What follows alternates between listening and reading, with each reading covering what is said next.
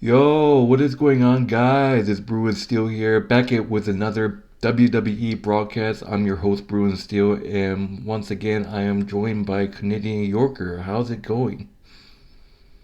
Hey, I'm doing great. How are you doing? Good, good. We had an interesting Monday Night Raw, so yes, we are here to recap this past Monday Night Raw that took place on November 13th, 2023, and it took place in Washington, D.C. I need to go back to Washington, D.C. I only been there one time, which when I was a kid, so Washington, D.C. is a great place. And we are just a week away from the next pay per view, which is Survivor Series War Games, which takes place on November 25th. I believe it's going to be on Peacock, so make sure you guys stream Survivor Series, which is actually next Saturday. Time passes so quick, so yeah, Survivor Series War Games is next Saturday, so be sure to stream it on Peacock, and it's going to take place in Chicago, Illinois, and I think it's going to be in the evening as well. I think it's going to be 8 p.m., I believe, or 7 p.m. I have no idea. But today we are here to recap the Monday Night Raw, which was 2 days ago. So yeah, let's get started. So basically, we start off with Cody Rhodes. Cody Rhodes opening up the segment, and basically, he asked Washington D.C. what they want to talk about, and basically, Cody Rhodes introduces his War Games team, which consists of main event Jey Uso, Sami Zayn, and Seth Rollins. And and you all know how Seth freaking Rollins and Cody Rhodes don't like each other. So when Rollins came into the ring, both of men stared each other face to face. They got pretty close. You all know they have beef with each other, Cody Rhodes and Seth Rollins, but they got to fix that because now they're on a team. So I don't know how they're going to coexist. But then they get interrupted by Judgment Day. No Rhea Ripley, but JD McDonagh, Dominik Mysterio, Damien Priest, and Finn Balor, who the other four will be facing in the War Games, confronted them, and basically Damon Priest just started bashing everyone that he saw, starting with Seth Rollins saying that how did it feel being World Heavyweight Champion, knowing that you never beaten Cody Rhodes, and then they went and said that Cody Rhodes beaten many people but can never be a champion, and they called Sami Zayn a loser, and then they said that Jey Uso, they asked Sami Zayn and Seth Rollins and Cody Rhodes if they can actually trust Jey Uso after the Bloodline threw them in so many championship matches. And then Dominik tried to speak, and then basically the whole arena booed him. So, and then Sami says, "I think that no one wants to hear you say." And then Sami say that, "Oh, I see what you're trying to do. You're trying to have us turn on one another," and said that, "Oh, you don't know what to expect in the War Games." And then Cody said, "I'm surprised you four came out here without the help of mommy." And basically, yeah, and then Seth Rollins said that he wanted everyone to shut up and said that he wants to fight. Damon Priest said out loud that he was the leader that caused JD McDonagh and Dominik Mysterio and Finn Balor to shockingly stare at him. So good luck with that. I think you're getting kicked out. But yeah, and then basically Seth Rollins and Sami Zayn challenged to a match to JD McDonagh and Dominik Mysterio. So yeah, basically ends that opening segment. So how did you feel about this opening segment? There's a lot of things going on, a lot of moving parts. At the same time, there's a lot of tension in the air between Cody Rhodes and Seth Rollins and Sami Zayn and Jey Uso against the Judgment Day, and I almost said the Bloodline, but the Judgment Day. Um, so the Judgment Day are trying to get under everybody's skin, trying to get under their skin so that they can be able to dismantle this team, um, and not allow them to get the victory at War Games. However, I will say that Judge that Damien Priest does have the right to say that he is the leader of the Judgment Day because he did start the Judgment Day with Edge. Okay, he was one of the core members with Edge, and therefore he has the right to call himself the leader. And the others, they do defer some things to him for him to handle as the leader of the Judgment Day. You know, them making an alliance with the. They say that there's no leader, but what's really the story here with the Judgment Day? Do they have a leader or do they not? Or are they, excuse me, without working together in tandem for some greater purpose, you know? And so it's I don't really understand what's going on with the Judgment Day. It's just one thing after another with this tension that they have and all this talk and stuff. But I'm looking forward to seeing what happens with at World Games. So All right. Moving on to the first match of that night, Judgment Day, Dominik Mysterio and McDonagh versus Sami Zayn and Seth Rollins. So you obviously saw Seth Rollins and Sami challenge Dominik and JD. Basically, this match, went really well. Rollins actually hit a rock bottom in this match, so that was a surprise. And it went back and forth until obviously they couldn't wait until War Games, and basically, Finn Balor and Damien Priest like always runs interference, but they came down to brawl with everyone. All two teams started to brawl at the end of this match. So the referee had no choice but to call it. Sami Zayn and Seth Rollins win by disqualification. So basically, there's brawls. Adam Pearce was out there trying to stop them with WWE officials and referees. Huge brawl breaks up between the two War Game teams. And basically, Adam Pearce said that he had enough. He's pissed off and he's sick of the games. Another night, another ruined match. And he said that tonight there's a title match and he's not going to let it slide. So basically, he said that everyone in that title match tonight that's not there is banned from the arena. So basically, he said that Seth Rollins, Sami Zayn are banned from the arena. They said that basically JD McDonagh and Dominik Mysterio are banned from the arena, and I think as well as Rhea Ripley, I'm not sure.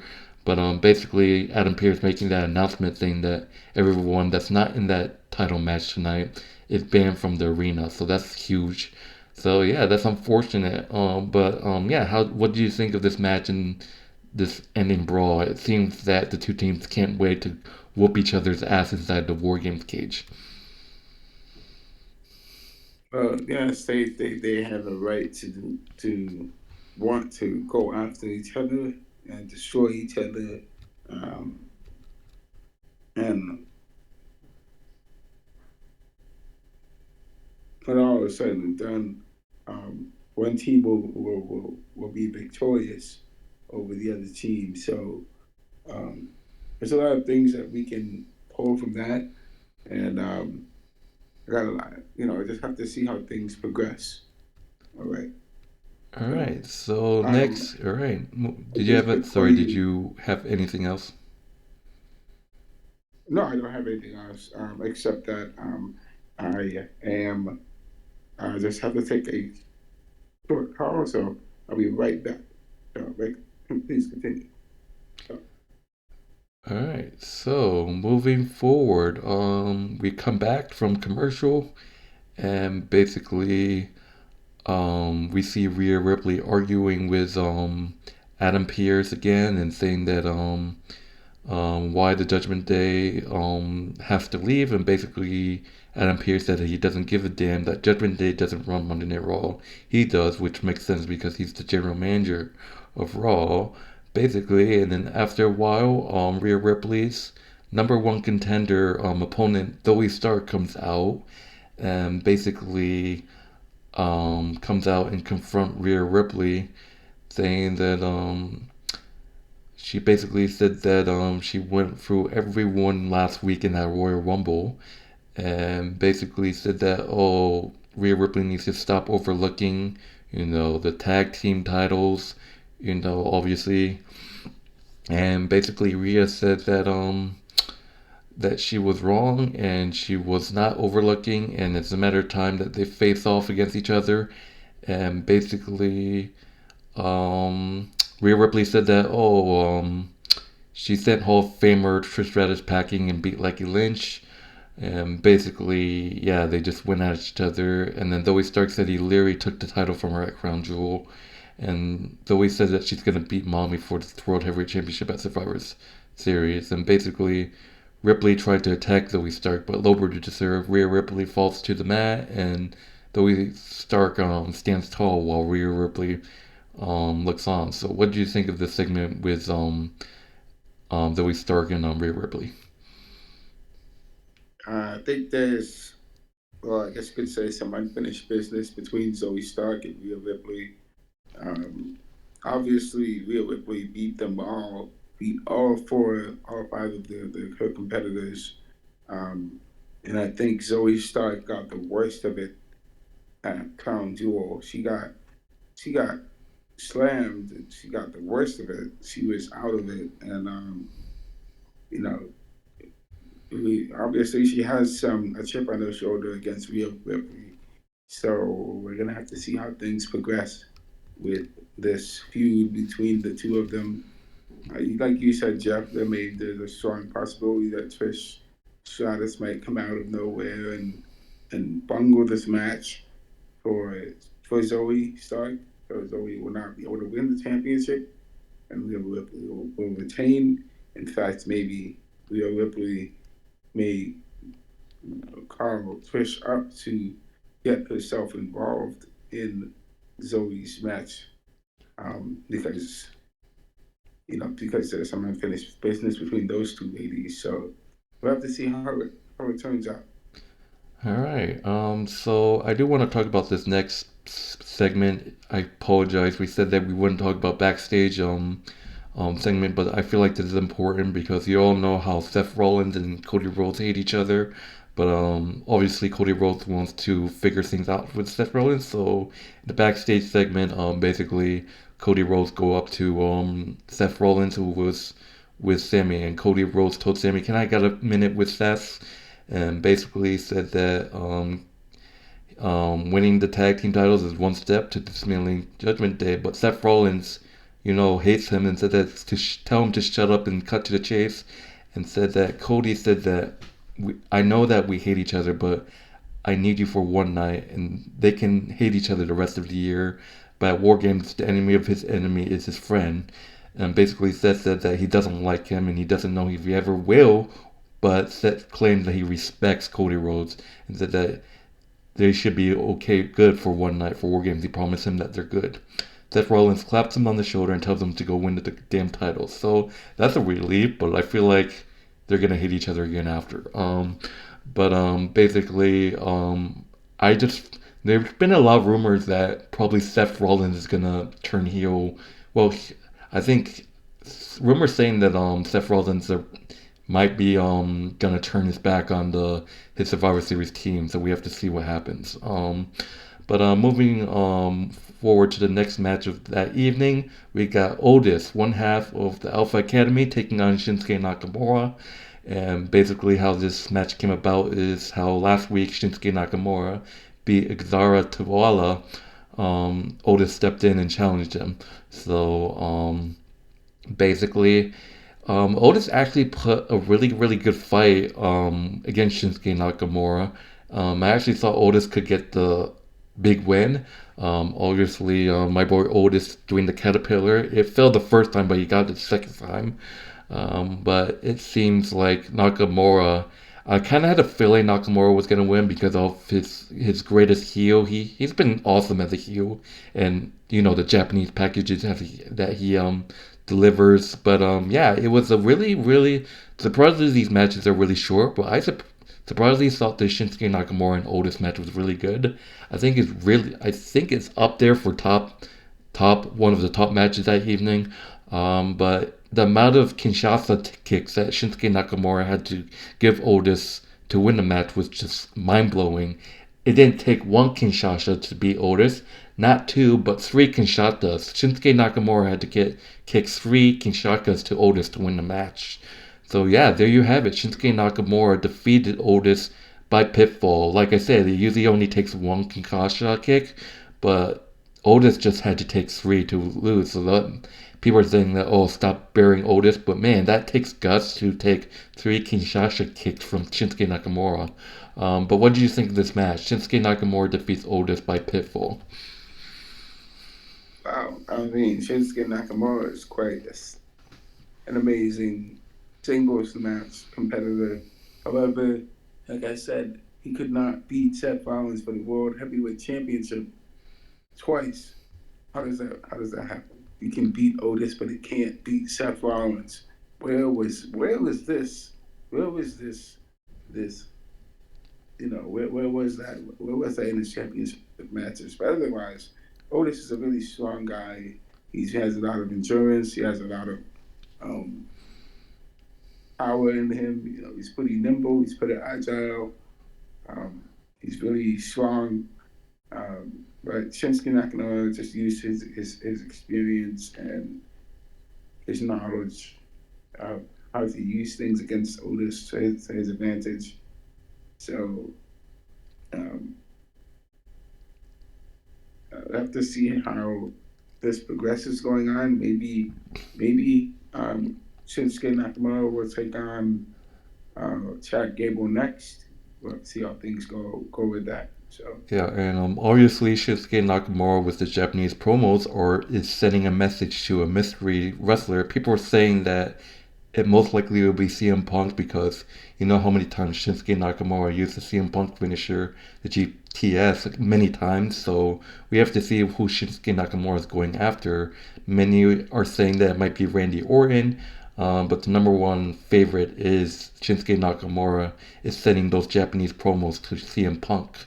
As you may know, Shinsuke Nakamura has been using a lot of CM Punk references and his finisher. You've seen Shinsuke Nakamura use the GPS, which, letting you guys know, is CM Punk's finisher back in the day. So we have to see who Shinsuke Nakamura is sending a message to.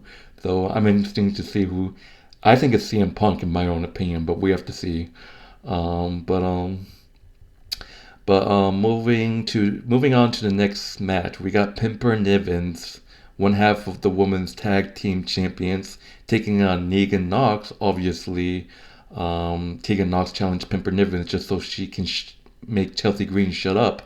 But yeah, this is actually a short match. It looked like Pimper Nivens had Tegan Nox number games, but it went back and forth. Obviously, Chelsea Green, Michael Cole called her annoying, and I actually agree with him. Chelsea Green has been annoying, and basically, Tegan Nox did put up a fight. It seemed like Pimper Nivens controlled most of this match until Tegan Nox fought back, and basically, Chelsea Green ran interference, but Natalya was out there in Tegan Nox's corner and basically interrupted Natalya, which interrupted Pimper Nivens, where Tegan Nox was able to hit a shiniest wizard on Pimper Nivens, like, oh, that's her finisher, it might be over, but no, Pimper Nivens was able to, I believe she put her foot on the bottom rope, but because of the distraction, Tegan Nox was able to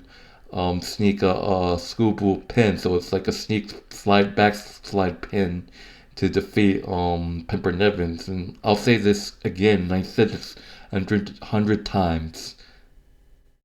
Chelsea Green and Pimper Nivens need to drop the women's tag team championships. They just are completely trash. Like that's just like not like I have said this before about Chelsea Green. Like she just like loses so many matches, and now Pimper Nivens. That's like I think her third loss. So oh my God, please take the titles off them now. They are just the absolute wreck right now, Triple H. Like please find someone else that can actually win in single matches, because Chelsea Green winning a bunch of matches in singles. She got her first win, yay, in her Halloween Street fight. But oh my god, the amount of times these guys lose in single matches yet they're champions is just ridiculous. But like, it's sad. But yeah, please take the titles off them. But yeah, Tegan Nox gets the victory over Pimper Nivens by pinfall.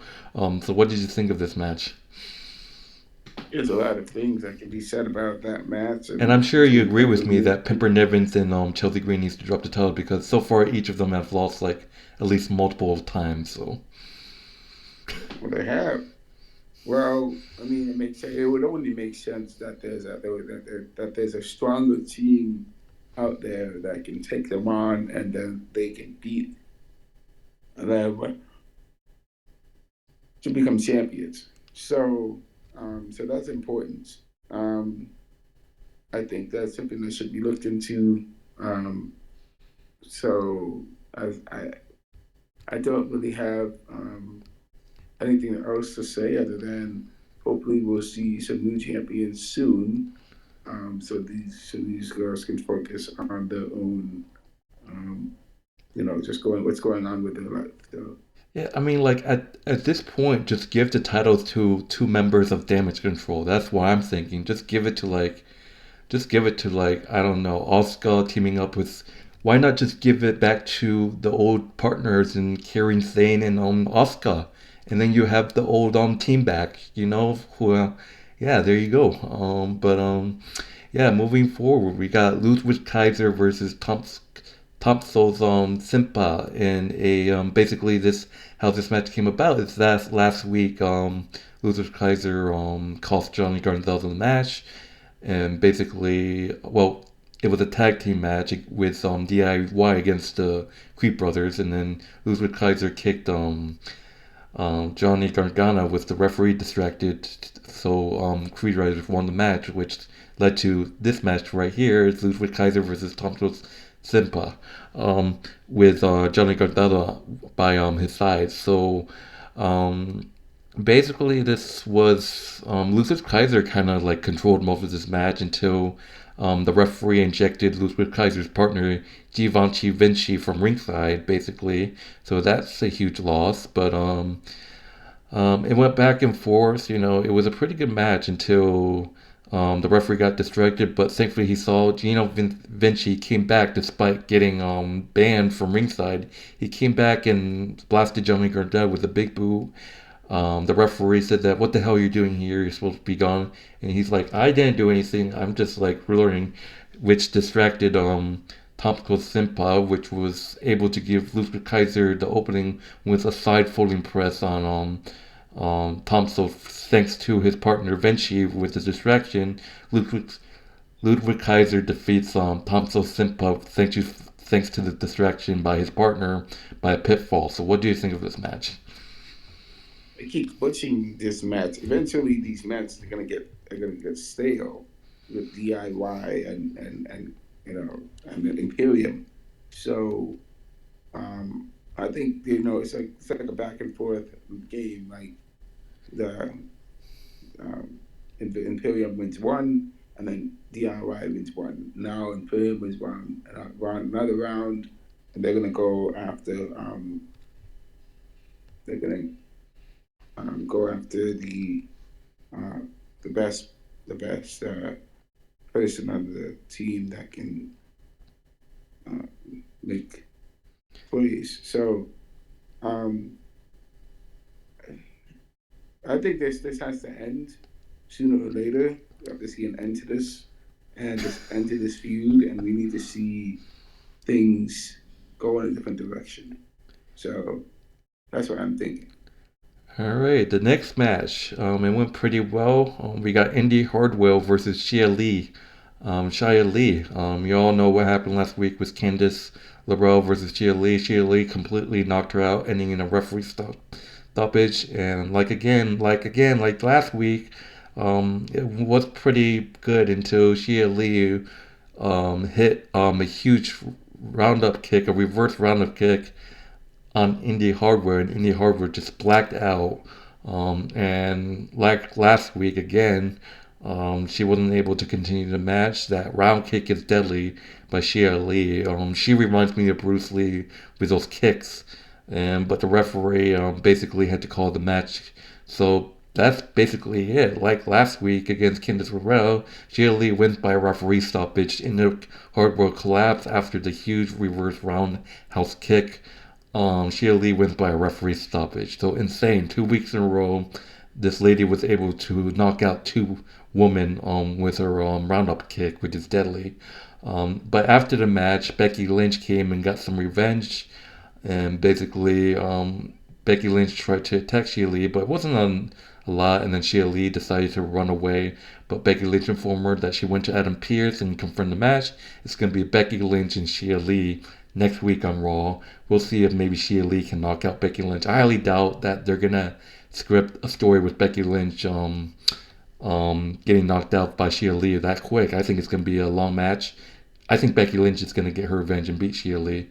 But yeah, Xia Li, for the second week in a row, was able to knock out her opponent with that deadly kick. Xia Li wins by referee stoppage. How do you feel about this warrior, this Chinese warrior, Xia Li? By the way, she's going to challenge the NXT Women's Champion, I think it's next week. So what do you think of this lady? When we have these dangerous strikers like Xia Li is one of those dangerous strikers. Just like along with you've seen the kick that knocked out Candice LeRae and Indy Harrow, yeah? I will have to go back and rewatch it. I heard about it though, but I have to go back and rewatch it. But I know that when there are these dangerous kicks, when somebody with who can really kick and knock you out, it's important to go back and restudy film. So go back and restudy how she kicks and also and I think WWE is missing this, that there's no trainers for people to get better. So Xia Li is a dangerous striker, and all the WWE talent have to know how to handle strikers. So they should really be taking some MMA lessons along with the way they do things. So that's all I have to say about this, about these developments. Yeah, alright. The next match is Ivar, one half of the Viking Raiders, against The Miz, who will be challenging Gunther at Survivor Series for the Intercontinental Championship. So how this match came about is how The Miz obviously won by the most bizarre way last week in the Fatal 4-Way, where both Ivar and Miz pinned Bronson Reed and Ricochet, where Ricochet kicked out, but Miz getting the win. Ivar was pissed off, so he attacked The Miz, and now we are here with The Miz facing Ivar in a one-on-one match. Surprisingly, this was a great match, and you all know how, sometimes the WWE Universe despises The Miz, but The Miz actually was pumping up the crowd, and he was pumping up the crowd last week as well. And obviously, Gunther is the hated wrestler right now, so it's the first time I've seen the WWE Universe on the Miz's side cheering for him to beat Gunther. So I think just people don't like Gunther, that's why they're cheering Miz. But Miz has been showing a lot of great moves, and he actually showed against some as well in this match against Ivar.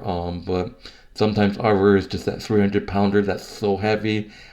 Basically, a couple times he crushed Miz in the stomach. It got his companion. Her name is basically, I forgot her name, Valiant, screaming at him like in general. But it went back and forth until they were interrupted by Bronson Reed. Bronson Reed grabbed the steel chair, and the referee thought he was going to use it, but instead he was acting all troll. Bronson Reed just took the steel chair, which made me laugh. That was hilarious. He just took the steel chair and sat in the middle of the sideline next to the announce table, like literally in front of the announce table, and sat down. And Ivar was distracted. It went back and forth. Basically, because of the distraction, The Miz was able to cheat a little bit, beating Ivar with the floating press with his feet on the rope. So the referee never saw the Miz's feet on the rope. So that was a sneaky way to win. Thanks to Bros and Rhea, the Miz defeats Ivor by pitfall. Obviously, the Miz cheated, but that's the referee's final decision. So what do you think of this match? So this is interesting. You have Ivar and the Miz both going for Gunther to get the Intercontinental Championship. No, the Miz is challenging. The Miz is challenging Gunther. So Ivor got cheated out, so he got pissed off. So he attacked Miz last week. That's why this was a one-on-one match. Well, that kind of makes sense. You know, if Ivar thought he was going to win, and then he doesn't win, he gets knocked out he gets knocked out. So the Miz is really good at playing mind games, and he's going to be a challenging opponent for Amara. He's going to be a challenging opponent, so they have to understand what he's doing and how he's being so successful. And so there's a lot of things to cover. So. All right. Moving on. I do want to mention a couple things that JD McDonagh is officially a member of Judgment Day. After saying that he has taken for it a couple times, Damien Priest will be the one that said that there was many times that he didn't think he was ready or he was annoyed by him, but basically whips up the letter jacket and says that welcome to the Judgment Day. So JD McDonagh is officially part of Judgment Day. So wow, finally. Moving forward, obviously, Alpha Academy lost with Otis, and it shows that the Creed brothers have made friends with Alpha Academy. You got the Creed brothers, Alpha Academy, and then the New Day, and it seems like Maxine is making friends with the new member. What's her name? Ivy Neal, who's with the Creed brothers. Like I said before, if you guys don't know, the Creed brothers are officially on Raw. They're the newest member on Raw.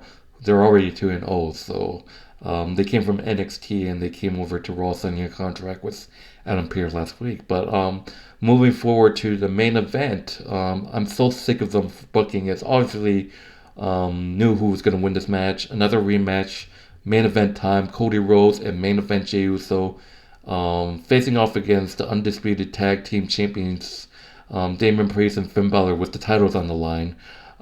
This was a great match. I was interested to see if this is actually the first time that Finn Balor and Damien Priest can win the titles on their own, because how many times they had to get help from Dominik, JD, whatever, knowing that Adam Pearce banned everyone except the people who were going to be in this match. It's like, ooh, let's see if Judgment Day can actually win these titles by themselves, on their own.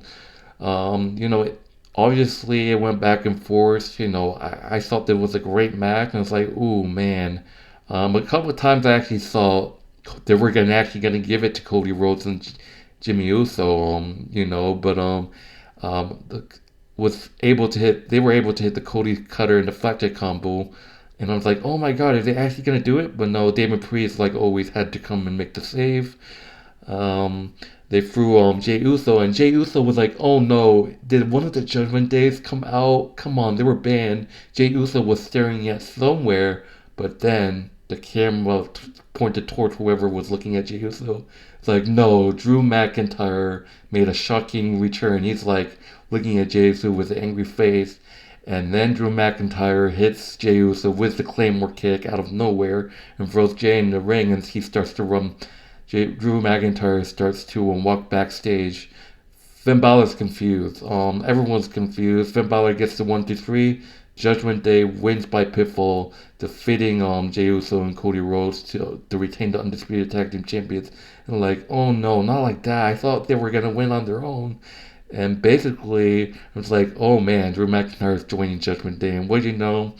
They showed Drew McIntyre staring at a disbelief, Cody Rhodes shaking his head, and Jey Uso.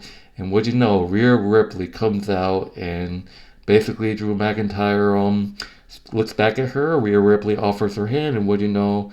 Drew McIntyre, with a sinister smile, shakes Rhea Ripley's hand.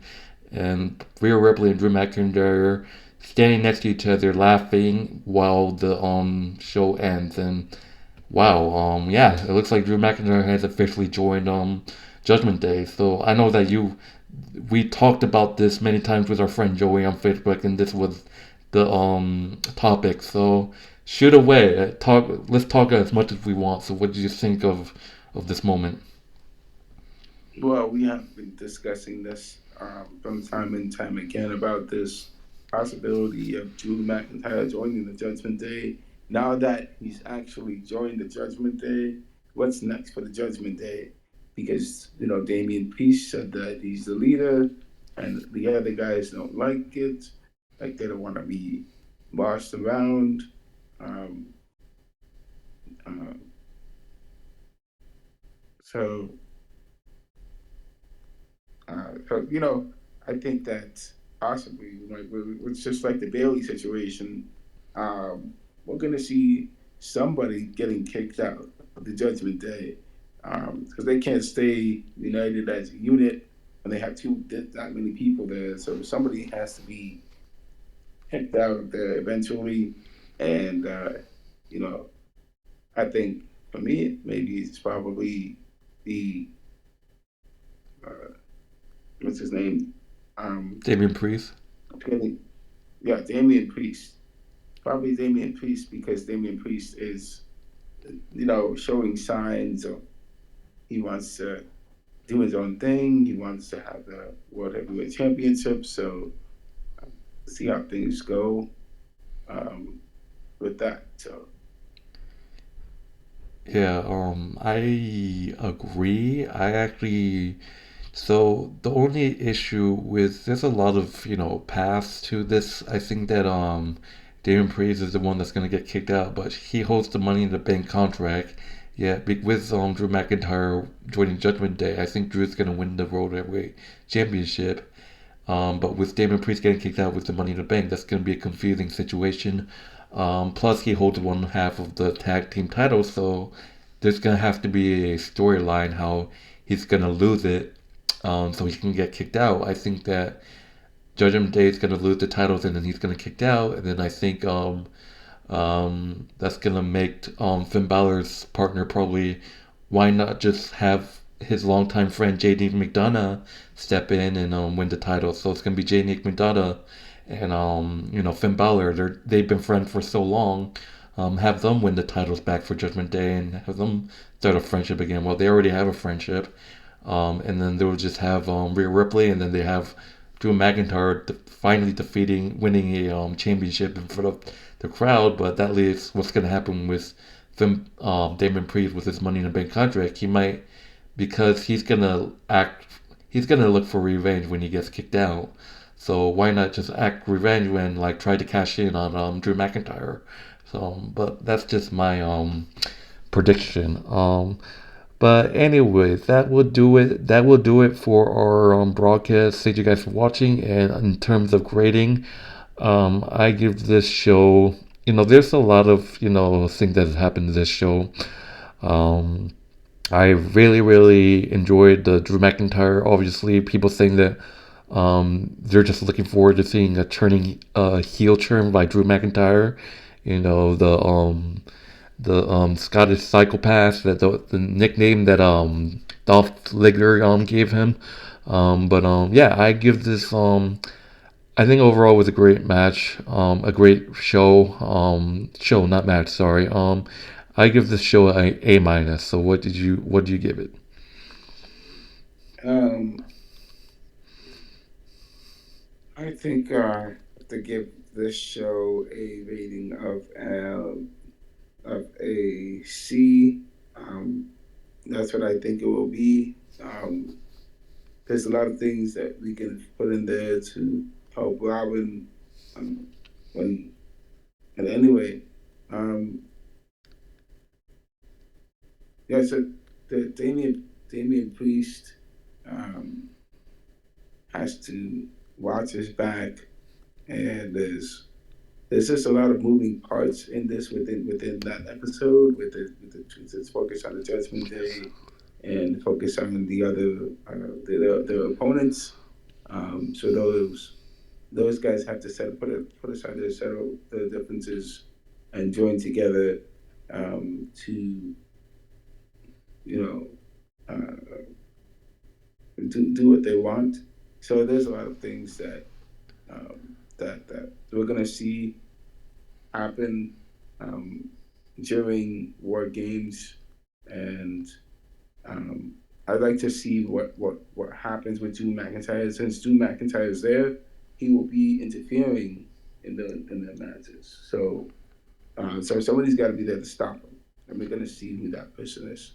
Yeah, and another thing I like to mention is that might confirm that the Survivor Series War Game will be 5-on-5, and we might see the return of Randy Orton joining Team Cody Rhodes, and obviously we might see Drew McIntyre becoming the fifth member. There wasn't really any saying that it might be 5-on-5. There's a lot of people that saying it, but we have to see if it's confirmed. Most likely it will be confirmed the 5-on-5 next week. We might see the return of Randy Orton next week or something. We have to see. But anyways, that would do it. Thank you guys for watching. I'm Bruno Steele, and once again, this is Canadian Yorker. And once again, just a reminder that Survivor Series is going to be next Saturday, streaming on Peacock, and it's going to be on Saturday. I believe it was. I think it's going to be at since it's in Chicago, I believe it's going to be. I believe Saturday night. So most likely, pay-per-views in the U.S. Are going to be streaming in the evening, so it might be Saturday night at 8 p.m. Eastern Time. Be sure to stream that, and just to remind you guys that me, Canadian Yorker, and a friend of ours, Joey, are going to be at the Monday Night Raw on December 4th, which is 2 weeks after War Games, so we're excited to do that. So be sure to check that out. Maybe you'll see us in the crowd, but our seats aren't that far, so but anyways, thank you guys for watching. I'm Bruno Steele. This is Canadian Yorker. Any last words? Nope, no last words. Alright, so we will see you guys for the next broadcast, which is most likely Saturday night or Sunday night, depending on our schedule. So, yeah, we'll be back for Friday Night SmackDown broadcast, and Survivor Series is just around the corner. It will be next Saturday. So, yeah, see you guys later. Take care. Hope you guys enjoy your Wednesday night, and I'm Bruno Steele. This is Canadian Yorker, and we are out. All right, see you later.